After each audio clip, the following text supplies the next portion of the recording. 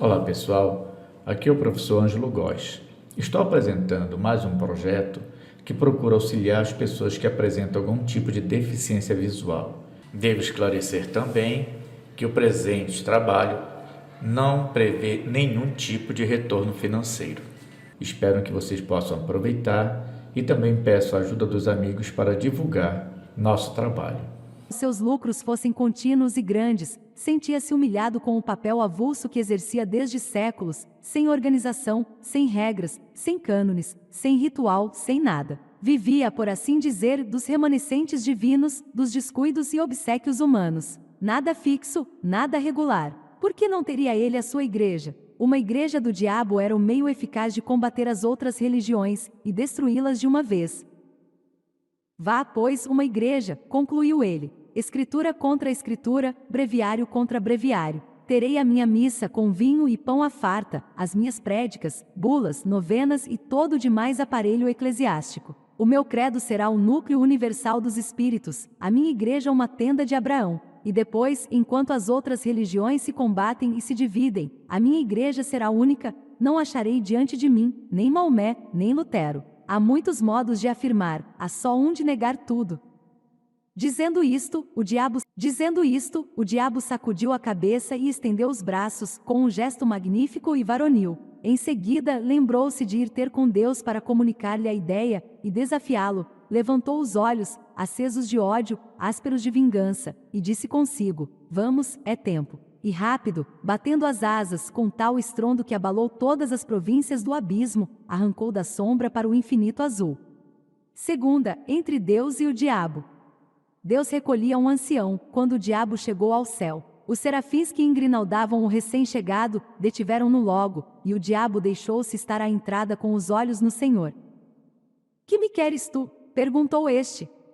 Não venho pelo vosso servo Fausto, respondeu o diabo rindo, mas por todos os Faustos do século e dos séculos. Explica-te.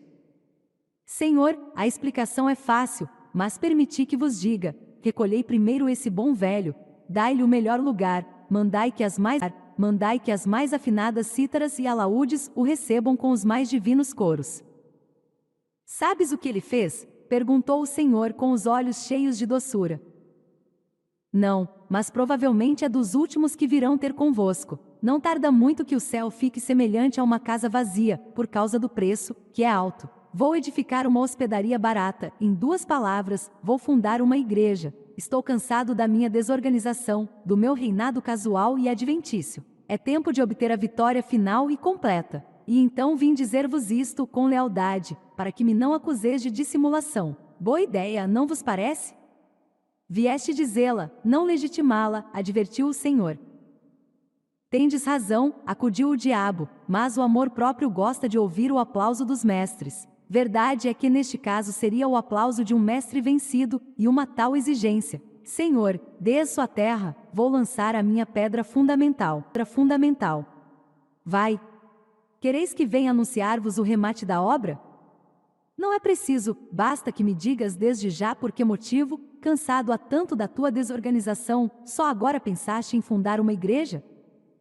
O diabo sorriu com certo ar de escárnio e triunfo. Tinha alguma ideia cruel no espírito, algum reparo picante no alforje da memória, qualquer coisa que, nesse breve instante da eternidade, o fazia crer superior ao próprio Deus. Mas recolheu o riso e disse: só agora concluí uma observação, começada desde alguns séculos, e é que as virtudes, filhas do céu, são em grande número comparáveis a rainhas, cujo manto de veludo rematasse em franjas de algodão. Ora, eu proponho-me a puxá-las por essa franja, e trazê-las todas para a minha igreja, atrás delas virão as de seda pura. Velho retórico, murmurou o Senhor. Olhai bem, muitos corpos que ajoelham aos vossos pés, nos templos do mundo, trazem as anquinhas da sala e da rua, os rostos tingem-se do mesmo pó, os lenços cheiram aos mesmos cheiros, as pupilas centelham de curiosidade e devoção entre o livro santo e o bigode do pecado. Vede o ardor, a indiferença, ao menos com que esse cavalheiro põe em letras públicas os benefícios que liberalmente espalha, ou sejam roupas ou botas, ou moedas, ou quaisquer dessas matérias necessárias à vida. Mas não quero parecer que me detenho em coisas miúdas, não falo, por exemplo, da placidez com que este juiz de irmandade, nas procissões, carrega piedosamente ao peito o vosso amor e uma comenda. Voa a negócios mais altos. Nisto os serafins agitaram as asas pesadas de fastio e sono. Miguel e Gabriel fitaram no Senhor um olhar de súplica. Deus interrompeu o diabo. Tu és vulgar, que é o pior que pode acontecer a um espírito da tua espécie, replicou-lhe o Senhor. Tudo o que dizes ou digas está dito e redito pelos moralistas do mundo. É assunto gasto e cidade para renovar um assunto gasto. Melhor é que te cales e te retires. Olha, todas as minhas legiões mostram no rosto os sinais vivos do tédio que lhes dás. Esse mesmo ancião parece enjoado, e sabes tu o que ele fez?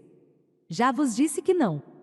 Depois de uma vida honesta, teve uma morte sublime, colhido em um naufrágio, ia salvar-se numa tábua, mas viu um casal de noivos, na flor da vida, que se debatiam já com a morte, deu-lhes a tábua de salvação e mergulhou na eternidade. Nenhum público, a água e o céu por cima. Onde achas aí a franja de algodão? Senhor, eu sou, como sabes, o espírito que nega. Negas esta morte? Nego tudo. A misantropia pode tomar aspecto de caridade, deixar a vida aos outros. Para um misantropo, é realmente aborrecê-los. Retórico e sutil, exclamou o Senhor. Vai, vai, funda a tua igreja, chama todas as virtudes, recolhe todas as franjas, convoca todos os homens. Mas vai, vai. Debalde o diabo tentou proferir alguma coisa mais. Deus impusera-lhe silêncio. Os serafins, a um sinal divino, encheram o céu com as harmonias de seus cânticos. O diabo sentiu, de repente, que se achava no ar, dobrou as asas, e como um raio, caiu na terra. Terceira, a boa nova aos homens. Uma vez na terra, o diabo não perdeu um minuto. Deu-se pressa em enfiar a cogula beneditina, como hábito de boa fama, e entrou a espalhar uma doutrina nova e extraordinária, com uma voz que reboava nas entranhas do século. Ele prometia aos seus discípulos e fiéis as delícias da terra, todas as glórias, os deleites mais íntimos. Confessava que era o diabo, mas confessava-o para retificar a noção que os homens tinham dele e desmentir as histórias que a seu respeito contavam as velhas beatas.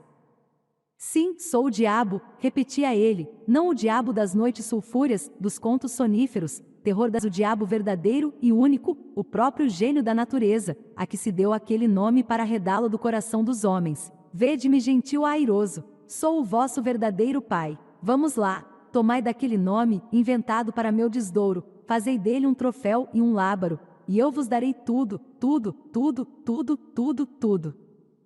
Era assim que falava, a princípio, para excitar o entusiasmo, espertar os indiferentes, congregar em suma as multidões ao pé de si. E elas vieram, e logo que vieram, o diabo passou a definir a doutrina. A doutrina era a que podia ser na boca de um espírito de negação. Isso quanto à substância, porque, acerca da forma, era umas vezes sutil, outras cínica e deslavada.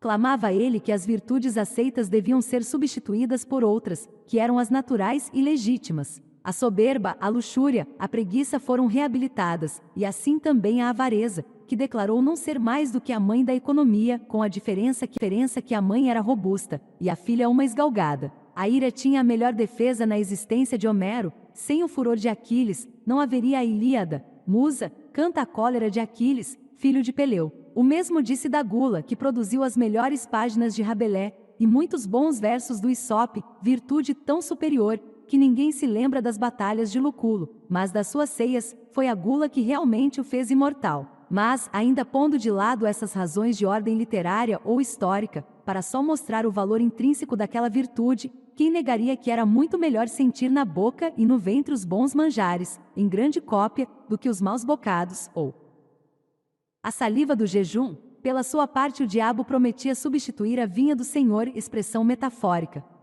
pela vinha do diabo, locução direta e verdadeira, pois não faltaria nunca aos seus com o fruto das mais belas cepas do mundo. Quanto à inveja, pregou friamente que era a virtude principal, origem de prosperidades infinitas, virtude preciosa, que chegava a suprir todas as outras, e ao próprio talento.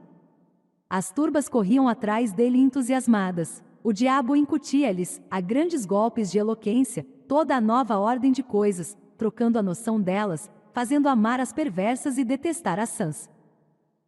Nada mais curioso, por exemplo, do que a definição que ele dava da fraude.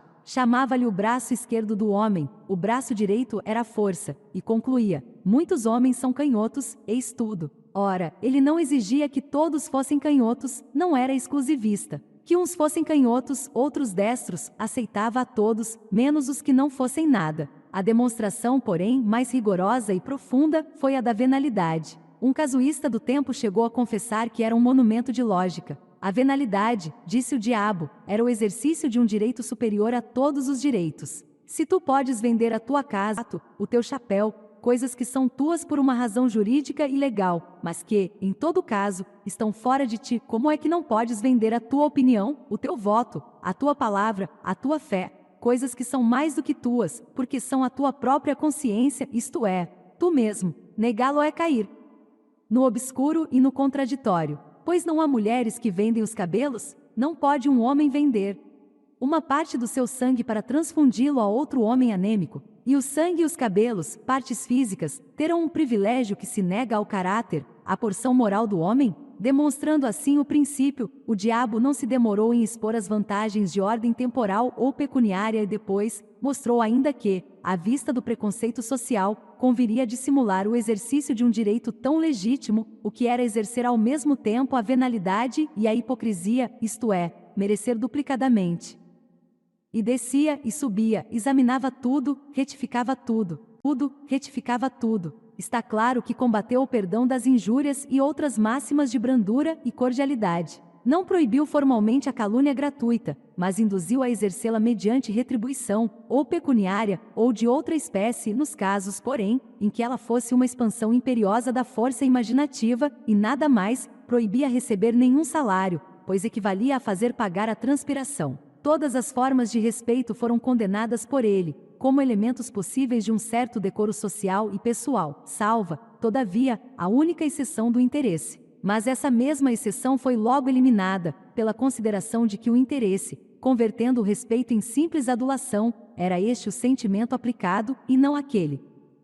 Para rematar a obra, entendeu o diabo que lhe cumpria cortar por toda a solidariedade humana. Com efeito, o amor do próximo era um obstáculo grave à nova instituição. Ele mostrou que essa regra era uma simples invenção de parasitas e negociantes insolváveis, se não indiferença, em alguns casos, ódio ou desprezo. Chegou mesmo à demonstração de que a noção de próximo era errada, e citava esta frase de um padre de Nápoles, aquele fino e letrado Galliani, que escrevia a uma das marquesas do antigo regime: leve a breca o próximo. Não a próximo. A única hipótese em que ele permitia amar ao próximo era quando se trata-se de amar as damas alheias, porque essa espécie de amor tinha a particularidade de não ser outra coisa mais do que o amor do indivíduo a si mesmo. E como alguns discípulos achassem que uma tal explicação, por metafísica, escapava à compreensão das turbas, o diabo recorreu a um apólogo. 100 pessoas tomam ações de um banco, para as operações comuns, mas cada acionista não cuida realmente senão nos seus dividendos. É o que acontece aos adúlteros. Este apólogo foi incluído no livro da sabedoria. Quarta, franjas e franjas. A previsão do diabo verificou-se. Todas as virtudes cuja capa de veludo acabava em franja de algodão, uma vez puxadas pela franja, deitavam a capa às urtigas e vinham alistar-se na igreja nova. Atrás foram chegando as outras e o tempo abençoou a instituição. A igreja fundara-se, a doutrina propagava-se, não havia uma região do globo que não a conhecesse, uma língua que não a traduzisse, uma raça que não a amasse. O diabo alçou brados de triunfo. Um dia, porém, longos anos depois, notou o diabo que muitos dos seus fiéis, às escondidas, praticavam as antigas virtudes. Não as praticavam todas, nem integralmente, mas algumas por partes, e, como digo, as ocultas. Certos glutões recolhiam-se a comer frugalmente 3 ou 4 vezes por ano, justamente em dias de preceito católico. Muitos ávaros davam esmolas, à noite ou nas ruas mal povoadas. Vários dilapidadores do erário restituíam-lhe pequenas quantias. Os fraudulentos falavam, uma ou outra vez, com o coração nas mãos, mas com o mesmo rosto dissimulado, para fazer crer que estavam embaçando os outros. A descoberta assombrou o diabo. Meteu-se a conhecer mais diretamente o mal, e viu que lavrava muito. Alguns casos eram até incompreensíveis, como o de um droguista do Levante, que envenenara longamente uma geração inteira, e com o produto das drogas socorria os filhos das vítimas. No Cairo achou um perfeito ladrão de camelôs que tapava a cara para ir às mesquitas. O diabo deu com ele a entrada de uma, lançou-lhe em rosto o procedimento, ele negou, dizendo que ia ali roubar o camelo de um drogman, roubou, com efeito, à vista do diabo e foi dá-lo de presente a um muezim, que rezou por ele a Alá. O manuscrito beneditino cita muitas outras descobertas extraordinárias, entre elas esta, que desorientou completamente o diabo. Um dos seus melhores apóstolos era um calabrês, varão de 50 anos, insigne falsificador de documentos, que possuía uma bela casa na campanha romana, estátuas, biblioteca, etc. Era a fraude em pessoa, chegava a meter-se na cama para não confessar que estava são, pois esse homem não só não furtava ao jogo, como ainda dava gratificações aos criados. Tendo angariado a amizade de um cônego, ia todas as semanas confessar-se com ele, numa capela solitária, e conquanto não lhe desvendasse nenhuma das suas ações secretas, benzia-se 2 vezes, ao ajoelhar-se, e ao levantar-se. O diabo mal pôde crer tamanha aleivosia, mas não havia duvidar, o caso era verdadeiro.